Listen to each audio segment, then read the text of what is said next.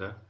हजुर त्यही त हजुरले अब सकेसम्म त्यसलाई बुझ्ने गरी बुझ्ने भाषामा हामीले अपेक्षा गरेका छौँ आधा घण्टा 45 मिनट। म कोसिस त्यतिखेर त हामी धैर्यपूर्वक सुनि नै केही छैन, एकछिन ढिलो छिटो त हजुरले सिध्याउनुन्जेल हामी उठिहाल्छौँ। नमस्कार, योग प्रेमी परिवार नेपालको सन्ध्याकालीन प्रस्तुतिमा डाक्टर पुकार लोहनी उपस्थित भइसक्नु भएको छ। डाक्टर साहबलाई हार्दिक स्वागत छ। हामी नमस्ते। नमस्ते हजुर। सबैलाई मेरो नमस्कार। हजुर। अनि आजको यस सन्ध्यामा हामीसँग 33 जना जुममा प्रत्यक्ष रूपमा सम्पर्कमा आइसक्नु भएको छ र फेसबुक लाइभमा अब सयौंको संख्यामा जोडिनु हुनेछ र आजको विषय छ मनोविज्ञान, योग र प्राकृतिक चिकित्सा, यसको सम्बन्ध। अनि यसकै विषयमा यसैको पेरिफेरीमा डाक्टर लोहनीले हामीलाई धेरै कुराहरू सिकाउनु हुनेछ, बुझाउनु हुनेछ र हामी प्रश्नहरू नोट गरेर राख्नेछौँ र बिचमा हामी च्याट बक्समा पनि केही लेख्नेछौँ। त्यो प्रश्नहरू लेख्न सक्छौँ अथवा बोलेर पनि हामीले सोध्न सक्छौँ। डाक्टर साहब, हजुरलाई हार्दिक स्वागत छ र अब योभन्दा पछाडिको सेसन सुरु गरिहाल्नु हुनको लागि अनुरोध गरेँ हजुर।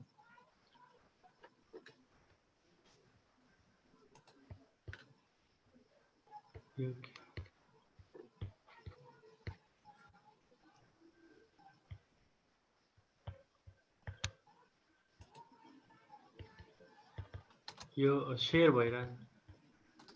ए हजुरलाई के छैन है हजुर। हजुर को होस्ट हुनुहुन्छ, हजुरले सेयर गर्न मिल्छ हजुर।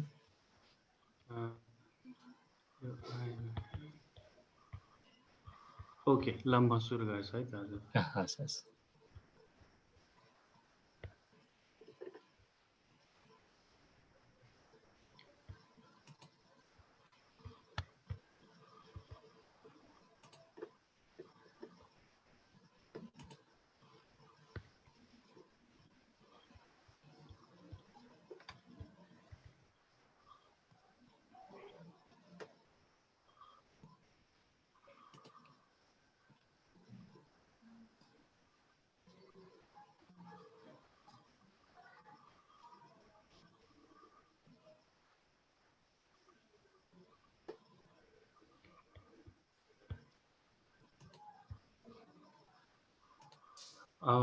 हजुर सबैलाई मेरो आजको प्रेजेन्टेसनमा म स्वागत गर्न चाहन्छु।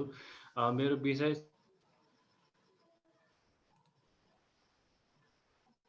मेन्टल हेल्थ, योगा र नेचुरोप्याथीलाई जस्तो मानसिक स्वास्थ्य जुन हामी भन्छौँ त्यसलाई चाहिँ योगा तथा नेचुरोप्याथीले कसरी लिन्छ त्यस विषयमै केन्द्रित रहेर म आज प्रस्तुति दिन चाहन्छु।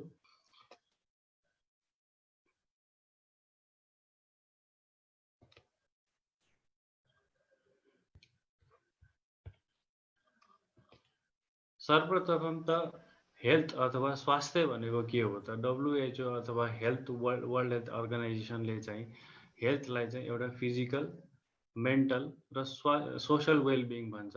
भन्नाले हामी चाहिँ स्वस्थ हुनको लागि, हामी स्वस्थ छौँ भन्नको लागि हामी शारीरिक रूपमा स्वस्थ, मानसिक रूपमा स्वस्थ र हाम्रो वरिपरि छिमेकमा जुन हाम्रो व्यवहार छ अथवा त्यसको चाहिँ स्वस्थ रूपमा हामी छौँ कि छैनौँ त्यो विषय चाहिँ स्वास्थ्यको WHO अथवा वर्ल्ड हेल्थ अर्गनाइजेसनले चाहिँ त्यसलाई स्वास्थ्यको रूपमा लिइन्छ।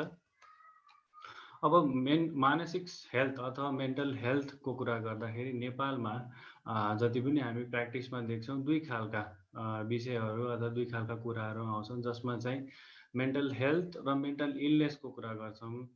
मेन्टल हेल्थ हुँदैमा हामीलाई मेन्टल इलनेस छ भन्ने पनि नहुन सक्छ। जस्तो सर्टेन डायग्नोस्टिक क्राइटेरिया अथवा सर्टेन त्यसलाई चाहिँ कसरी डायग्नोसिस गर्ने भन्ने विभिन्न क्राइटेरियाहरू छन्, जसले गर्दाखेरि मानसिक स्वास्थ्य बिग्रेको अथवा मानसिक स्वास्थ्यमा केही खराबी छ भन्नको लागि चाहिँ सर्टेन क्राइटेरियाहरू पुरा भएपछि मात्रै ती चाहिँ मेन्टल इलनेस अथवा मानव तनाव जुन हामी भन्छौँ तनाव भएको स्थिति हुनसक्छ। हल्का हाम्रो चाहिँ मनस्थिति बिग्रिँदैमा अथवा हामीलाई चाहिँ अलिकति तनाव भएको अवस्था चाहिँ जुन हाम्रो मेन्टल इलनेस भएको अवस्था नहुन पनि सक्छ। हामी सामान्य रूपमा कहिलेकाहीँ चाहिँ जुन हाम्रो काम छ अथवा केही चिजले अथवा वातावरण नमिलेर चाहिँ हामी एक खालको अपसेट मोडमा गएको स्थिति पनि हुनसक्छ। तर त्यसले चाहिँ डिफ्रेन्ट क्राइटेरियाहरू पुरा नहुँदाखेरि हामी मेन्टल इलनेसमा नभएको पनि हुनसक्छ। त्यही भएर नेपालमा चाहिँ अलिकति यो मेन्टल हेल्थ सम्बन्धी अथवा मानसिक स्वास्थ्य जुन हामी भन्छौँ त्यसमा चाहिँ अलिकति यो गहन विषय नै किन भएको छ भने हामीलाई सामान्य रूपमा उपचार चाहिँदा पनि अथवा मानसिक स्वास्थ्य खराब हुँदाखेरि पनि जब हामी चाहिँ कोही स्वास्थ्य बिग्रेको त्यसरी चाहिँ जब कुनै हस्पिटल अथवा क्लिनिक्सहरू अथवा कुनै साइकाट्रिस्टलाई भेट्न जानुहुन्छ भने हाम्रो समाजले हेर्ने दृष्टिकोण र त्यो व्यक्तिलाई अथवा साइकाट्रिक इलनेस भएको व्यक्तिलाई हेर्ने दृष्टिकोणले फरक पर्दाखेरि नेपालमा उपचार लिन कोसिस अथवा उपचार लिन्छु भन्दाखेरि पनि त्यो नपाएको स्थिति छ। त्यही भएर अब त्यसलाई चाहिँ हामीले चाहिँ हाम्रो मनस्थिति बिग्रेकै हो कि होइन र हामी मेन्टल हेल्थ स्वस्थ छ कि मेन्टल इलनेसमा छौँ त्यो चाहिँ छुट्याउन जरुरी छ। त्यही भएर म चाहिँ अब मेन्टल हेल्थको जुन हाम्रो जुन पर्सपेक्टिभ छ अथवा हामीले जुन मेन्टल हेल्थलाई हेर्छौँ वेस्टर्न फिलोसफी अथवा इस्टर्न फिलोसफी दुईटामा विभाजित गरेर आज म भन्न चाहन्छु। किनकि वेस्टर्न सोसाइटी अथवा जति पनि साइन्टिफिक एभिडेन्सेसहरू जति पनि डायग्नोस्टिक क्राइटेरिया छ तिनले चाहिँ मेन्टल हेल्थलाई कसरी लिन्छन् र हाम्रो किनकि अब हामी आज सबै योग प्रेमीहरू छन् त्यही भएर योगाले अथवा हाम्रो जति पनि स्क्रिप्चर्सहरू छन् त्यसले चाहिँ मनस्थिति अथवा मनसलाई कसरी एक्सप्लेन गरेको त्यो विषयमा पनि म आज केही भन्न चाहन्छु र यसलाई चाहिँ म एउटा सानो डिबेट जस्तो भन्दा पनि एउटा जानकारीको रूपमा चाहिँ हामीलाई सबैलाई होस् तथा बाँकी जब हामी यो विषयमा चर्चा गर्छौँ ताकि सबैलाई चाहिँ योगले अथवा यसलाई चाहिँ कसरी लिन्छ त्यो विषयमा पनि जानकारी होस् भन्ने म चाहन्छु। अब म वेस्टर्न फिलोसफीबाट सुरु गर्न चाहन्छु। WHO चाहिँ वर्ल्ड हेल्थ अर्गनाइजेसनले चाहिँ मनस्थिति राम्रो भएको अथवा राम्रो मेन्टल हेल्थ राम्रो भएको भन्नाले के भन्छ भने यदि हामीले चाहिँ आफ्नो दिनचर्या चाहिँ डे टु डे एक्टिभिटी चाहिँ यदि गर्न सक्छौँ जस्तो आफ्नो पोटेन्सियल मैले जति गर्न सक्छु त्यो चाहिँ मैले पुरै रूपमा गर्न सक्छु र हाम्रो दिनचर्यामा भएका जति पनि स्ट्रेसहरू छन् त्यसलाई कोप अप गर्न सक्छु र केही नयाँ उत्पादन अथवा समाजको लागि अथवा हाम्रो छरछिमेकलाई मैले केही प्रोडक्टिभ रूपमा चाहिँ केही काम गर्न सक्छु भने म मेन्टल हेल्थ अथवा मनस्थितिमा स्वस्थ भएको व्यक्ति हुन्छु। र म चाहिँ एज अ वेस्टर्न फिलोसफीमा जुन मैले भने एङ्जाइटी सबैभन्दा बढी देखिएको छ। त्यसपछि मुड डिसअर्डर्स हो, त्यसपछि सब्सटेन्स अब्युज डिसअर्डर्स र इम्पल्स कन्ट्रोल डिसअर्डर्स। यो जुन किनकि धेरै रोगहरू हुन्छन् जुन चाहिँ मेन्टल इलनेससँग रिलेटेड हुन्छन्। अब सबैको चर्चा गर्दाखेरि त धेरै लामो यो एकदम भास्ट टपिक अथवा यो ठुलै विषय हुनाले चाहिँ जुन चाहिँ हामीलाई हाम्रो समाजमा बढी देखिएको छ त्यसमा केन्द्रित भएर म अगाडि बढ्छु। ल किन हुन्छ मेन्टल हेल्थ इलनेस भन्नाले चाहिँ हाम्रो बायोलोजिकल उसमा हामीलाई केही जेनेटिकली जस्तो कसैको चाहिँ वंशाणुगत कसैलाई चाहिँ हेल्थमा मेन्टल हेल्थमा प्रब्लम छ भने त्यही वंशाणुगत रूपमा चाहिँ आफ्नो नाति अथवा पनाति अब कसैलाई चाहिँ त्यो सर्न सक्ने सम्भावना हुन्छ। अथवा हाम्रो डायटमा कहिलेकाहीँ चाहिँ भिटामिनको कमी जस्तै भिटामिन B12 भिटामिन D अथवा कुनै भिटामिनको कमीले गर्दाखेरि पनि मानसिक अस्वस्थ हुन सकिन्छ। कुनै टक्सिन्सहरू अथवा केही गर्दाखेरि चाहिँ हामी बच्चामै जब जन्मिँदाखेरि केही चाहिँ जन्मिने ग्रुपमा प्रब्लम छन् भने त्यसले चाहिँ भोलि गएर हामीलाई चाहिँ मेन्टल समस्या ल्याउन सक्ने सम्भावना हुन्छन्। त्यसै गरी चाहिँ हाम्रो डे टु डे स्ट्रेसहरू कुनै बाल्यकालमा हुने अब्युजहरू केही प्रब्लमले गर्दाखेरि साइकोलोजीमा असर गर्दाखेरि चाहिँ मेन्टल समस्या हुनसक्छ भने हामी जुन इन्भाइरोमेन्टमा छौँ हाम्रो साथीहरूसँगको सङ्गत अथवा कुनै एउटा कारणले अथवा फ्यामिलीमा चाहिँ हस्बेन्ड वाइफको रिलेसन अथवा फ्यामिलीहरूको रिलेसन चाहिँ राम्रो नहुँदाखेरि तनाव भएको स्थितिमा पनि मेन्टल इलनेस चाहिँ हुनसक्छ। अब आऊ वेस्टर्न सोसाइटीले अथवा वेस्टर्न डायग्नोस्टिक क्राइटेरियामा चाहिँ मेन्टल इलनेस चाहिँ दुई खालका डायग्नोस्टिक क्राइटेरियाहरूले चाहिँ निर्धारण गर्न सकिन्छ। एउटा चाहिँ DSM-5 भन्छन्, जुन चाहिँ अमेरिकन साइकेट्रिक एसोसिएसनबाट पब्लिस भएको छ। त्यस अन्तर्गत विभिन्न खालका मानसिक रोग भएका समस्याहरूको लिस्टिङ गरिएको छ र त्यसको सिम्पटम्सहरू कस्तो हुन्छन् र ती अनुसार चाहिँ कसरी त्यसको व्यवस्थापन गर्न सक्ने भन्ने कुरा छन् भने अर्को चाहिँ WHO वर्ल्ड हेल्थ अर्गनाइजेसनबाट इन्टरनेसनल क्लासिफिकेसन अफ डिजिज भन्ने पनि छन्, जसमा पनि सिमिलर खालको मेन्टल इलनेसहरूकै यी दुईटा चाहिँ एज अ डायग्नोस्टिक क्राइटेरियाको रूपमा चाहिँ मेन्टल इलनेसको चाहिँ डायग्नोस्टिक क्राइटेरिया छन्।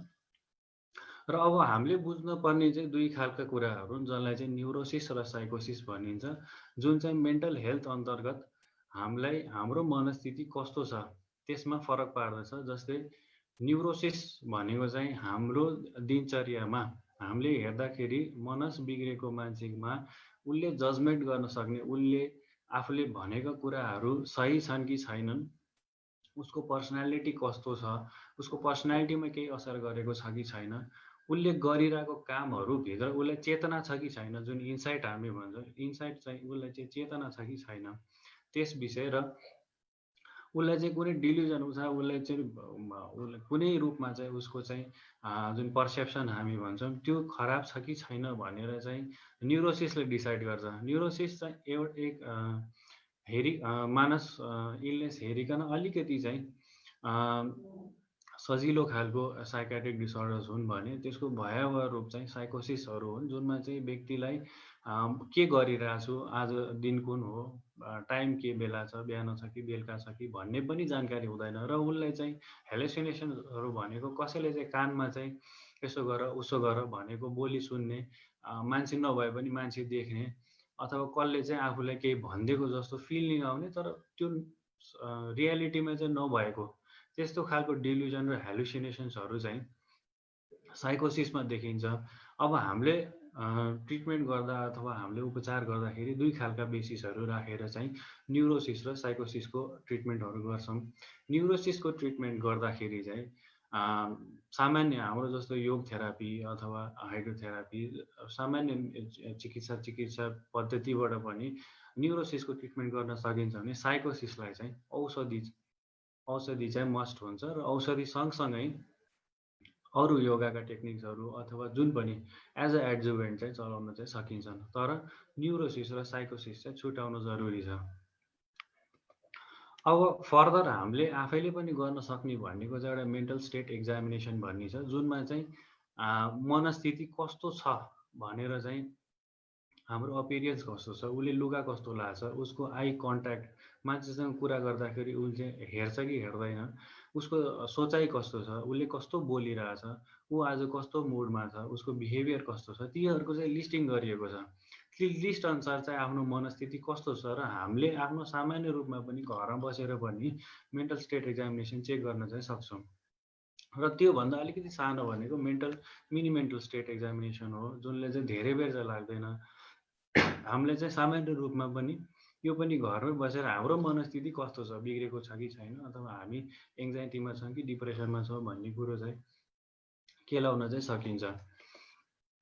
अब म त्यो अघि मैले भने जस्तो विश्वमा देखिएका धेरै जसो चाहिँ एङ्जाइटीहरू हुन्। एङ्जाइटीका टाइप्सहरू जस्तै panic disorders, agoraphobia, specific phobia, social phobia, obsessive compulsive disorder, post traumatic stress disorders र जेनरलाइज एङ्जाइटी डिसअर्डर, सफ्टाइन सर्भिसबाट पनि एङ्जाइटी हुन्छ। र एङ्जाइटी भन्नाले चाहिँ हामी सामान्य रूपमा चाहिँ के देख्छौँ भने एक खालको उत्तेजना जसले चाहिँ हामीलाई डर अथवा केही काम गर्दाखेरि चाहिँ अत्यधिक डर लाग्ने, अथवा केही काम जस्तो अब्सेसिभ कम्पल्सिभ डिसअर्डर्सहरूमा चाहिँ केही कुरा चाहिँ दिमागमा खेलिरहँदाखेरि चाहिँ त्यसलाई हटाउन अरू कुनै काम गर्नुपर्ने र त्यो काम नगरी चित्तै नबुझ्ने जस्तो समस्या चाहिँ आउँछ। जस्तो धेरैजनाहरूलाई चाहिँ फोहोर देख्यो भने चाहिँ फोहोर सफा गर्नै पर्ने र फोहोर सफा गर्दा गर्दै दिनभरि जाने, कसैको चाहिँ हात धुने बानी हुन्छ, हात धोको धोइ गर्दा गर्दा 1 घन्टा 1.5 घन्टासम्म हात धुने बानी छ भने अब्सेसिभ कम्पल्सिभ डिसअर्डर्सहरू। र नेपालमा अलिकति समस्या देखेकोमा चाहिँ पोस्ट ट्रोमेटिक स्ट्रेस डिसअर्डर्स, किनकि अब हाम्रो चाहिँ 2015 मा अर्थक्वेक गएको थियो, जसले गर्दाखेरि धेरैजनालाई चाहिँ एक खालको एङ्जाइटी र फियर चाहिँ छ। त्यसले गर्दाखेरि नेपालमा अलिकति देखिएको रोगहरूमध्ये एउटा पोस्ट ट्रोमेटिक स्ट्रेस डिसअर्डर हो, जस अन्तर्गत मान्छेलाई चाहिँ सानो कुराले पनि ठुलै रोग भयो कि जस्तो भन्ने डर लाग्ने, अथवा उसलाई चाहिँ मनसबाटै चाहिँ डरको स्थिति चाहिँ आउने, अथवा त्यो चाहिँ केही घटनाले गर्दाखेरि चाहिँ उसलाई डर लागेको स्थिति चाहिँ हुनसक्छ। अब एङ्जाइटी जस्तै अर्को अब उल्टो अपोजिट पोल भनेको चाहिँ मुड डिसअर्डर्स हो, जसमा चाहिँ मेजर डिप्रेसिभ डिसअर्डर्सहरू डिस्थाइमिया, बाइपोलर 1, बाइपोलर 2, साइक्लोथाइमिया यिनीहरू पर्दछन्। र सँगसँगै अर्को भनेको इम्पल्स कन्ट्रोल डिसअर्डर्स हो। यो चाहिँ यस्तो साइकेट्रिक डिसअर्डर्स हो जसमा चाहिँ मान्छेले आफ्नो इम्पल्स अथवा उसले चाहिँ कसैले सामान्य रूपमा केही भनिदिइहाल्यो भने पनि त्यो एक खालको रिस अथवा एक खालको टेम्पटेसन चाहिँ कन्ट्रोल गर्न नसक्ने स्थिति, अथवा उसले चाहिँ त्यो कन्ट्रोल गर्नलाई चाहिँ कुनै अरू माध्यमबाट अथवा केही चिज फुटाएर हुन्छ कि कसैलाई कराएर हुन्छ कि केही गरेर चाहिँ त्यो इम्पल्सलाई चाहिँ निकाल्ने काम गर्यो भने ऊ चाहिँ इम्पल्स कन्ट्रोल डिसअर्डर अन्तर्गत पर्दछ, जसमा चाहिँ इन्टरमिटेन्ट एक्सप्लोसिभ डिसअर्डर्स भनेको एकैचोटि रिसाइहाल्ने झडङ्ग हुने स्थिति, क्लेप्टोमेनिया भनेको चाहिँ केही कुरा चाहिँ चोर्न मन लाग्ने, आवश्यकता नभए पनि चोर्ने बानी परेको चाहिँ क्लेप्टोमेनिया। त्यस्तै अरू अन्तर्गत पर्ने पाइरोमेनिया, प्याथोलोजिकल ग्याम्बलिङहरू र ट्राइक्लोटिलोमेनिया छन्, जसमा चाहिँ कपाल तान्ने बानी, कपाल चाहिँ रेगुलर रूपमा तानिरहने, जसले गर्दाखेरि सिग्निफिकेन्ट रूपमा चाहिँ कपाल लस भएको चाहिँ देखिने। अब अहिलेको यो DSM-5 मा ट्राइक्लोटिलोमेनियालाई चाहिँ ओसिडी अथवा अब्सेसिभ कम्पल्सिभ डिसअर्डर्समा पनि जोडिएको छ। अब नेक्स्ट भनेको सब्सटेन्स अब्युज डिसअर्डर्स हुन्, जुन चाहिँ क्याफिन, अल्कोहल, कुनै एउटा ड्रग्सहरूलाई गर्दाखेरि चाहिँ एक खालको मनस्थितिमा बिग्रिने स्थिति, जो चाहिँ रेगुलर अब्युजर हुनुहुन्छ उहाँहरूलाई चाहिँ एक खालको मनस्थिति नै बिग्रेको अवस्था चाहिँ सब्सटेन्स अब्युज डिसअर्डर्स अन्तर्गत पर्दछन्। अब यी भन्दा अलिकति फरक भनेको पर्सनालिटी डिसअर्डर्स हो, जुन चाहिँ हाम्रो बाल्यकालदेखि नै हामीलाई बाई चाइल्ड बर्थ नै त्यो रहन्छ र हामी एडल्टहुडसम्म पनि त्यो हाम्रो एउटा मानचित्रको रूपमा चाहिँ रहन्छ। तर मेन्टल पर्सनालिटी चाहिँ हामीसँग धेरैजनाको चाहिँ पर्सनालिटी एउटा रहिरहेको हुन्छ, तर पर्सनालिटीमै यदि चेन्ज देखिन थाल्यो भने चाहिँ ती चाहिँ डिसअर्डर्सको रूपमा देखिन्छन्। तर पर्सनालिटी डिसअर्डर चाहिँ इन्डिभिजुअल आफूले थाहा पाउने भन्दाखेरि पनि जो चाहिँ आफ्नो क्लोज पार्टनर्सहरू हुन्छ, जस्तो फ्यामिली मेम्बर्सहरूले चाहिँ उसको पर्सनालिटीमा केही चेन्ज देख्यो भने चाहिँ पर्सनालिटी डिसअर्डर्सहरू चाहिँ देखिन्छन्।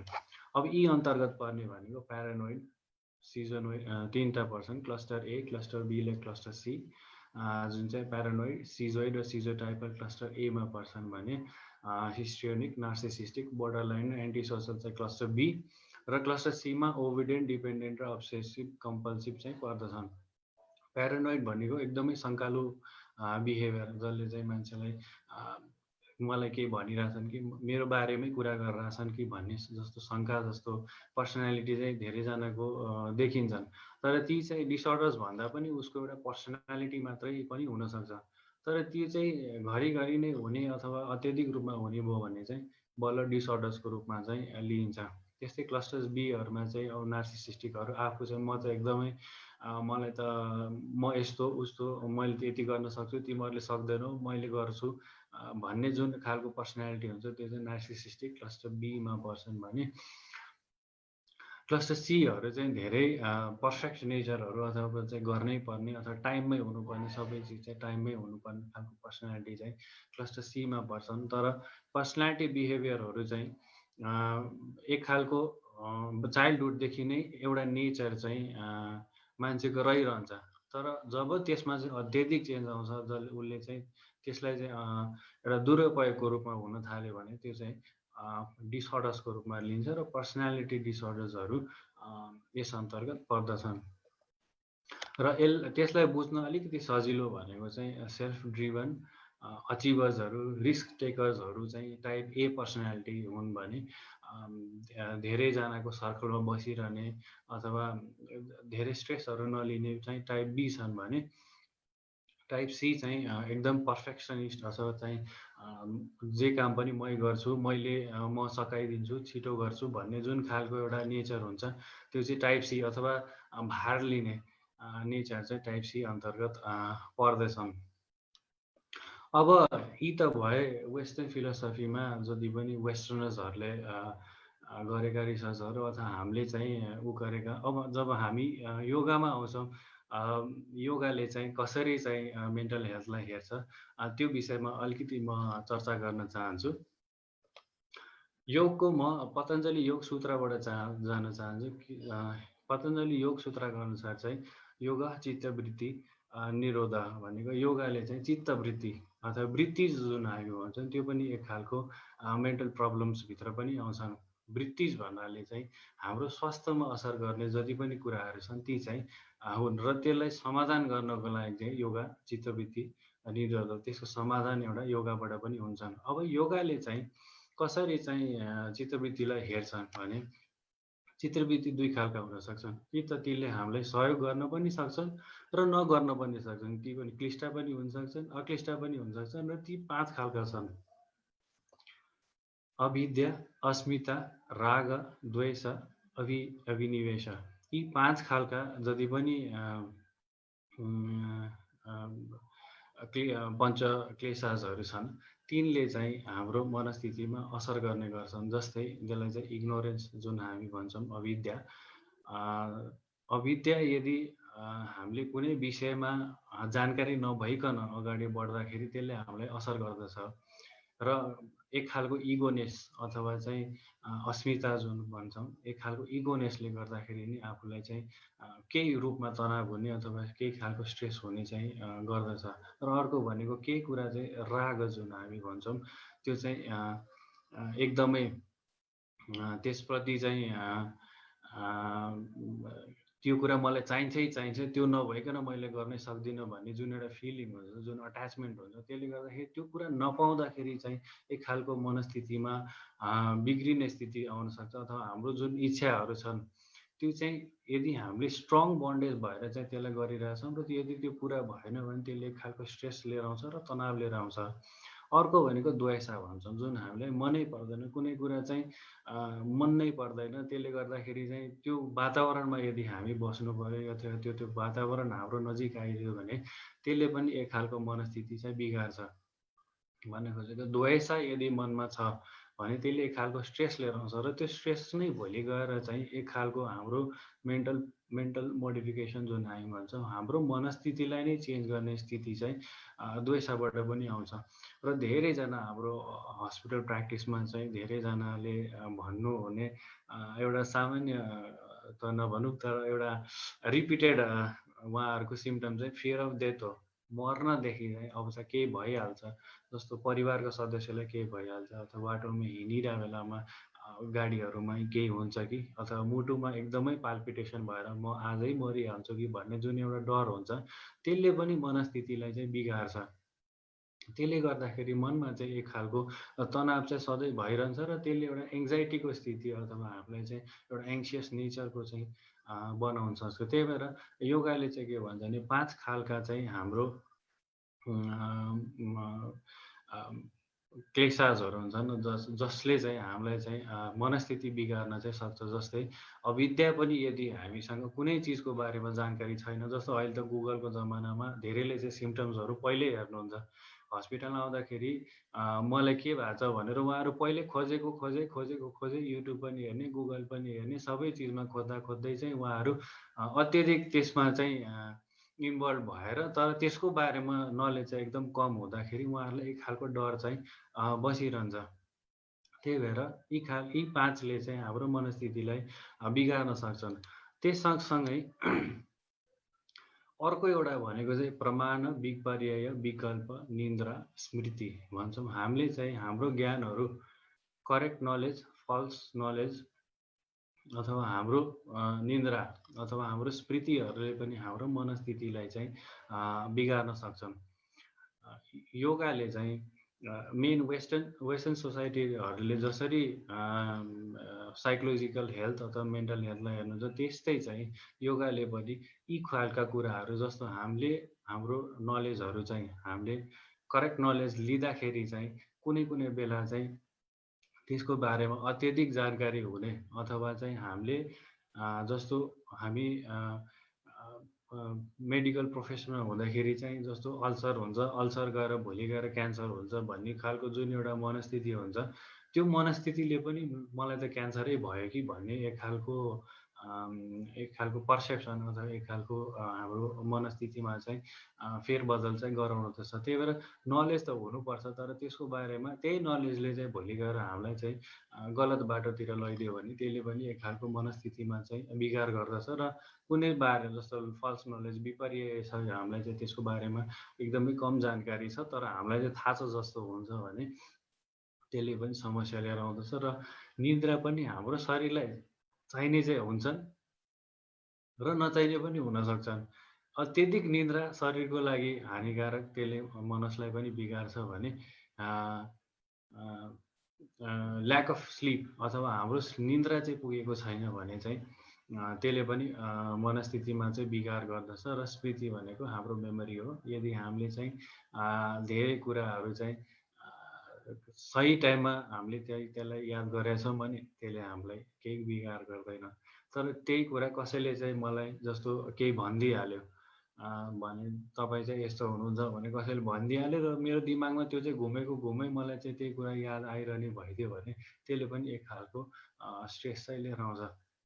मैले चाहिँ यहाँ एउटा सानो करेक्सन गर्न चाहन्छु। मैले अघि चित्तवृत्तिज भने यी 5 चाहिँ हाम्रो योगाको अनुसार चाहिँ चित्तवृत्तिजहरू हुन्, जुन चाहिँ प्रमाण, विकल्प, विपर्य, निद्रा, स्मृति चाहिँ यी चाहिँ चित्तवृत्तिभित्र अन्तर्गत पर्दछन् भने अघि मैले देखाएको यी स्लाइड चाहिँ क्लेशासभित्र पर्दछन्। क्लेशास पनि एक खालको एफर्सन्स अथवा हाम्रो मनस्थिति बिगार्ने खालका कुराहरू हुन्।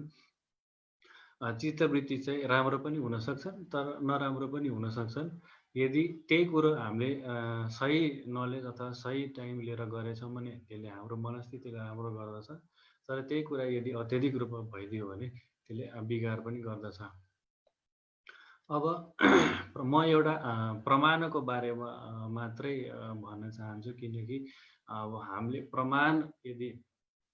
हामीले चाहिँ प्रमाण चाहिँ कसरी लिन्छौँ भने डाइरेक्ट पर्सेप्सन, हामी आफै इन्भल्भ भएर त्यो कुरा हामीले थाहा पाछौँ या हामीले कुनै कुराको अनुमान लाउँछौँ या कसैले भनेका कुराहरू चाहिँ हामीले त्यसलाई लिन्छौँ भने यी चाहिँ प्रमाणभित्र पर्दछन्। किनकि यो कुरो मैले किन यसमा राखेँ भने धेरैजनाले अथवा जति पनि हाम्रो मेन्टल हेल्थ सम्बन्धी अथवा जुनसुकै रोग लिएर चाहिँ बिरामीहरू जब हस्पिटलमा आउनुहुन्छ उहाँहरूलाई यी 3 खालका कुरा चाहिँ हुन सक्छन्। कि चाहिँ उहाँहरूलाई आफैलाई लाग्छ कि मलाई केही समस्या छ भन्ने, अथवा कसैबाट चाहिँ उहाँहरूले चाहिँ किताबहरू पढेर अथवा युट्युब, गुगल जेबाट थाहा पाएर उहाँहरूलाई चाहिँ अनुमान हुन्छ केही खालको चाहिँ मलाई यस्तो भयो कि भन्ने एउटा अनुमान चाहिँ हुन्छ। र कसैले उहाँहरूलाई चाहिँ ल तिम्रो त यस्तो भएछ है भन्ने खालको भनिदिएपछि चाहिँ एक खालको तनावको स्थिति अथवा उहाँहरूलाई एक खालको चाहिँ जानकारी चाहिँ हुने गर्दछ। र भगवत गीताले पनि यस कुरालाई चाहिँ एक्सप्लेन गर्दछ कि हामीलाई चाहिँ हाम्रो मनस्थिति बिगार्नको लागि चाहिँ ध्यायतो विषयान् पुंस सङ्गतेषु उपजायते सञ्जायते काम क्रोधो विजायते भन्न खोजेको हामीले चाहिँ कुनै पनि चिजमा फर्स्ट मेन्टल भनेको चाहिँ हामीलाई चाहिँ केही चिजको एकदमै आफूभित्र एउटा चाहिने एउटा जुन हुन्छ र त्यसले अट्याचमेन्ट लिएर आउँछ। त्यही अट्याचमेन्टले चाहिँ त्यसलाई पाउने इच्छा एकदमै हुन्छ र यदि त्यो कुरा हामीले पाएनौँ भने चाहिँ हामीलाई चाहिँ एक खालको रिस अथवा एङ्गर चाहिँ हामीभित्र उत्पादन हुन्छ र यसले चाहिँ नि भोलि नै गएर स्ट्रेस अथवा एङ्जाइटी अथवा डिप्रेसनको स्थितिसम्म पनि आउन सक्छ। र यसैको अर्को चाहिँ यदि हामीलाई चाहिँ जब एङ्गर हुन थाल्छ त्यसले चाहिँ एक खालको हाम्रो मनस्थितिमा चेन्ज गराइदिन्छ अथवा हाम्रो चाहिँ जुन हामीले गर्न खोजेको जति पनि कामहरू छन् ती चाहिँ ठिक ढङ्गले हुँदैनन् र तिनले चाहिँ हाम्रो उसमा चाहिँ बिगार गर्ने चाहिँ गर्दछ। त्यही भएर चाहिँ कुनै चिजको पनि अट्याचमेन्ट अट्याचमेन्टले चाहिँ एक खालको डिजायर, र डिजायर नपाउँदाखेरि एङ्गर भइसकेपछि चाहिँ हामीले चाहिँ एक खालको बुद्धिमा चाहिँ समस्या हुने चाहिँ गर्दछ। अब जब हामी योग अभ्यासहरू भन्छौँ अथवा यी सबै कुराबाट छुटकारा पाउन चाहिँ अथवा योगले चाहिँ के भन्छ भने हामीले चाहिँ निरन्तर रूपमा अभ्यास र वैराग्य चाहिँ राख्नु पर्दछ, अथवा वैराग्यको चाहिँ हामीले चाहिँ निरन्तर रूपमा चाहिँ अभ्यास चाहिँ गर्नुपर्दछ, जसले गर्दाखेरि हामीले यीबाट छुटकारा चाहिँ पाउन सक्छौँ। अब योगका अनुसार म्यानेजमेन्टको पक्ष त म अहिले कुरा गर्दै गर्छु। जब चाहिँ हामीले चाहिँ हाम्रो मनस्थितिलाई चाहिँ कसरी फेरबदल गर्न सक्छौँ भन्दाखेरि योगले के भन्छ भने यदि हामी कोहीसँग अथवा हामीले चाहिँ हाम्रो माइन्ड चाहिँ पिस राख्न चाहन्छौँ भने हामीले कसैसँग रिस नराख्ने, जस्तै फ्रेन्डसिपको वातावरण बनाउने, कसैमाथि दयाको एक खालको दया चाहिँ देखाउने, अथवा हामी चाहिँ त्यही कुरालाई लिएर हामीले गरेको कामहरूलाई लिएर हामी सुखी छौँ कि दुखी छौँ कि, हामी सुखी छौँ कि अथवा हामीले गर्न खोजेको ऊ चाहिँ कस्तो छ, त्यो कुरा चाहिँ हामीले यदि भित्रीबाट एनालाइसिस गर्न सक्यौँ, अथवा हामीले गरेको काम चाहिँ हाम्रो लागि सुखदायी छ कि दुःखदायी छ भन्ने चाहिँ यदि हामीले कन्टेम्प्लेट गर्न सक्यौँ, अथवा हामीले चाहिँ यदि त्यसलाई चाहिँ फेरबदल गर्न सक्यौँ भने चाहिँ त्यसले चाहिँ एक खालको मेन्टल पिस चाहिँ लिएर आउँछ। अर्को भनेको चाहिँ मेन्टल पिसको लागि चाहिँ जुन हामी प्राणायाम भन्छौँ अथवा प्राणायाम ब्रिदिङ टेक्निकले चाहिँ एक्जेलेसन, रिटेन्सन र इनहेलेसनको जुन एउटा प्याटर्न हुन्छ त्यसले चाहिँ मनस्थितिमा फेरबदल गर्न सक्छ, किनकि मेन्टल हेल्थ र रेस्पिरेसनको चाहिँ एकदमै गहिरो कनेक्सन हुन्छ। हामीले चाहिँ जस्तो रिस उठिहाल्यो अथवा हाम्रो मनस्थिति एङ्जाइटीको छ भने हाम्रो सास छिटो चल्ने, हामीलाई चाहिँ मुटुमा धड्कन बढेको जस्तो हुने, ती फिलिङ आउने चाहिँ हुन्छन्। र त्यसको यदि हामीले समाधान यदि हामीले गर्न चाहन्छौँ भने चाहिँ प्राणायामहरूको चाहिँ एक सही तरिकाले चाहिँ इन्हेलेसन, एक्जेलेसन र ब्रेथ रिटेन्सन गर्न सक्यौँ भने त्यसले चाहिँ एक खालको पिस अफ माइन्ड चाहिँ दिन मद्दत गर्छ। र यी जुन मैले 3 खालका कुराहरू भने यसैको अन्तर्गतमा चाहिँ इस्टर्न फिलोसफीबाट चाहिँ मनस्थितिमा अथवा जति पनि मनसमा भएका स्ट्रेस अथवा मनस्थितिमा यदि न्युरोसिसको वातावरण छ, साइकोसिस भोलि गएर यही वातावरणले चाहिँ साइकोसिस लिएर आउँछ भने न्युरोसिसको स्थितिसम्म यदि हामीले चाहिँ आफूलाई स्ट्रेस भएको छ अथवा हामीलाई चाहिँ रुट कज थाहा छ कि यसले गर्दाखेरि चाहिँ मलाई मनस्थितिमा अलिकति समस्या आछ भने यदि हामीले फ्रेन्डसिपको वातावरण, कसैमाथि दया र आफूले गरेको काम कसैको लागि दुःख सुख र त्यसले चाहिँ पुण्यको काम गर्छ कि गर्दैन छुटाउन सक्यो भने हामीलाई चाहिँ मनस्थितिमा चाहिँ सजिलो हुन्छ। अर्को भनेको प्राणायाम, जसले गर्दाखेरि चाहिँ हाम्रो नर्भस सिस्टम र मेन्टल हेल्थको कनेक्सनलाई चाहिँ भाइस वर्साको रूपमा चाहिँ कन्ट्रोल गर्न सक्छौँ।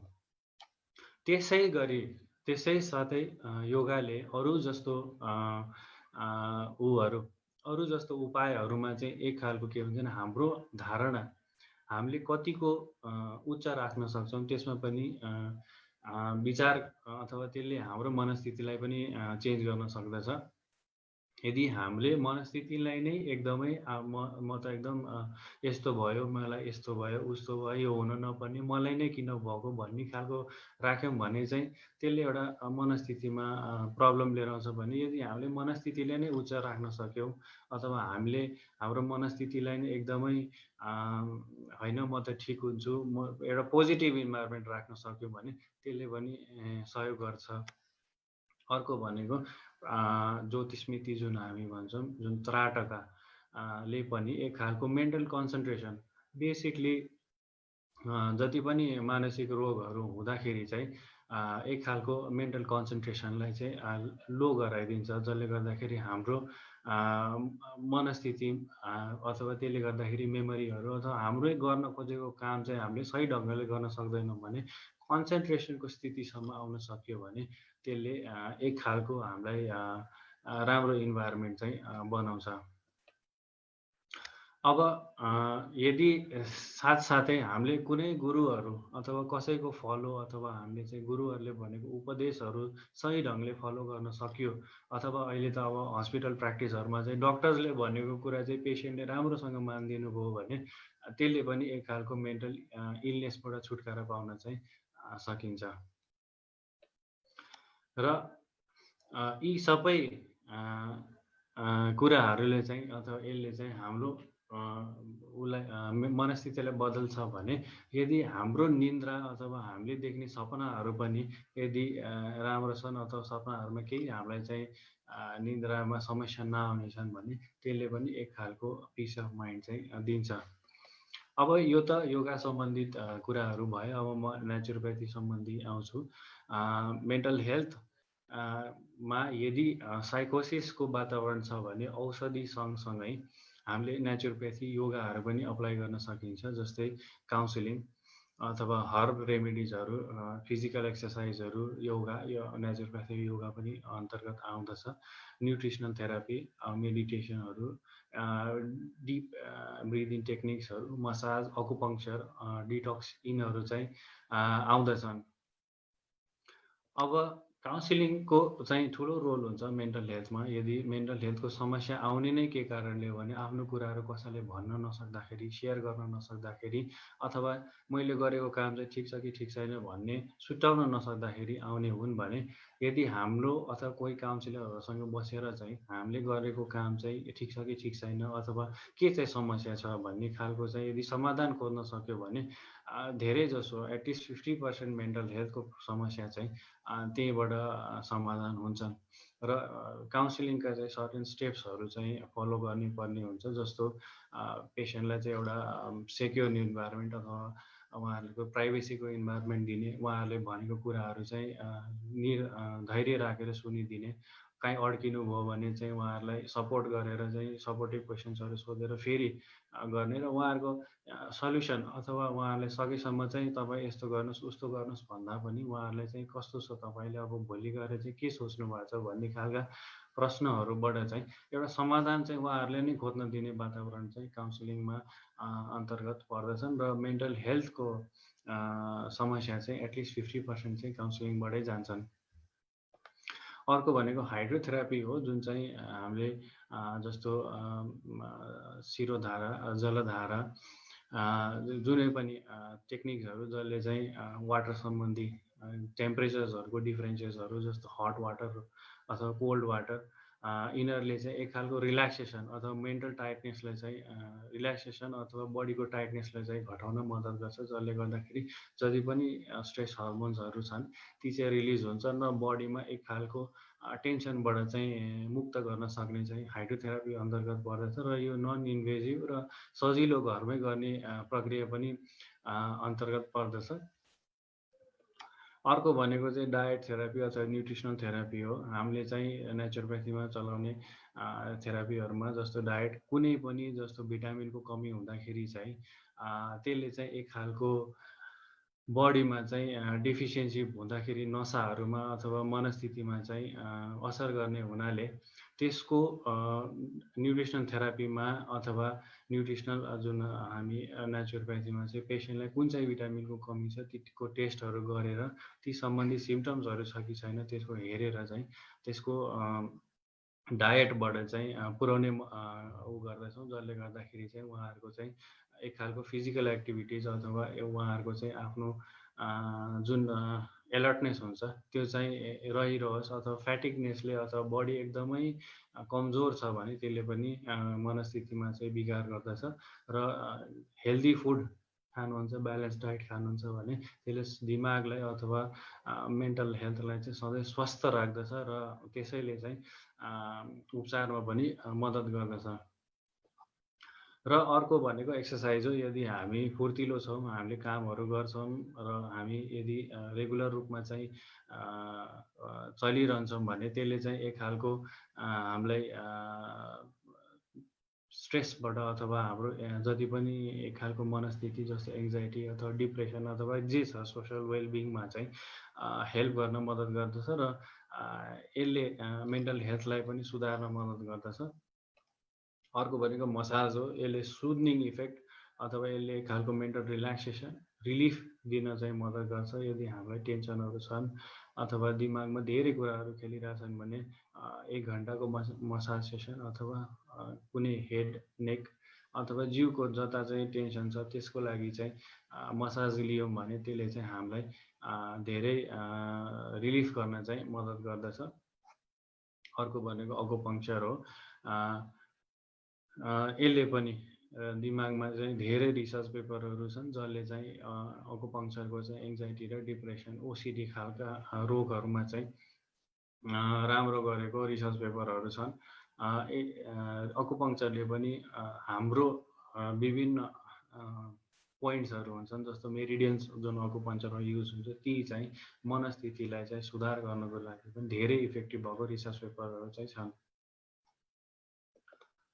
लास्ट भनेको मेडिटेसन हो। तर मेडिटेसनमा चाहिँ कन्ट्रोभर्सियल के छ भने यदि हामी एकदमै डिप्रेसिभ स्थितिमा छौँ अथवा हाम्रो चाहिँ मुड एकदमै अपसेट छ भने मेडिटेसनले झनै इन्ट्रोभर्ट गरेर हामीलाई अझै असर गर्न सक्दछ। र यदि एङ्जाइटीमा एकदमै एङ्सियस स्थितिमा छौँ भने हामी मेडिटेसनमा बस्न सक्दैनौँ। मेडिटेसनको फाइदाहरू चाहिँ छन् तर जसले गर्दाखेरि हामीलाई कन्सन्ट्रेसन अथवा हाम्रो आफ्नो मनस्थितिलाई सुधार गर्नको लागि चाहिँ धेरै राम्रो एउटा ऊर्जाको रूपमा चाहिँ दिन्छ। तर हामी यदि मेन्टल्ली नै इलनेसमै छौँ अथवा मेन्टल हेल्थमा चाहिँ हाम्रो मेन्टल हेल्थ अलिकति बिग्रेको भन्दा पनि मेन्टल इलनेसमै छौँ भने मेडिटेसनले असर गर्न पनि सक्दछ। किनभने डिप मेडिटेसनमा जाँदाखेरि चाहिँ यदि डिप्रेसनमा छौँ भने त्यसले झनै लोनलिनेस लिएर आउने अथवा डिप एउटा इन्ट्रोभर्टनेस लिएर आउन चाहिँ सक्छ। र अन्त्यमा म के भन्न चाहन्छु भने म अहिले हाल प्राकृतिक चिकित्सा हस्पिटल हिमालयन तथा प्राकृतिक अस्पतालमा कार्यरत छु। केही जानकारी हजुरलाई यति सम्बन्धी चाहिएको छ भने त्यसमा म त्यहाँ अभाइलेबल छु। कुनै पनि बेला आएर मलाई भेट्न सक्नुहुन्छ। यही भन्दै म मेरो प्रेजेन्टेसन चाहिँ यहाँ एन्ड गर्न चाहन्छु। अब हजुरहरूलाई धेरै प्रश्नहरू अथवा केही छन् भन्ने मलाई अब यो फर्दर हामी क्वेसन आन्सर सेसन गर्दा हुन्छ। र योगाका जति पनि विषयहरू छन् ती चाहिँ साइन्टिफिकली प्रुभ नभएका हुनाले यो चाहिँ एउटा डिस्कसनकै विषय हो। त्यसैले नै मनस्थितिलाई नै सुधार गर्छ भन्ने साइन्टिफिक एभिडेन्स नहुँदा पनि योगले चाहिँ मनस अथवा मेन्टल हेल्थलाई कसरी हेर्छ भन्ने विषयको चाहिँ मैले आज यहाँ प्रस्तुति गरेको छु। केही हजुरलाई त्यसमध्ये जानकारी अथवा केही प्रश्नहरू भए चाहिँ हामी प्रश्नतिर जान्छौँ।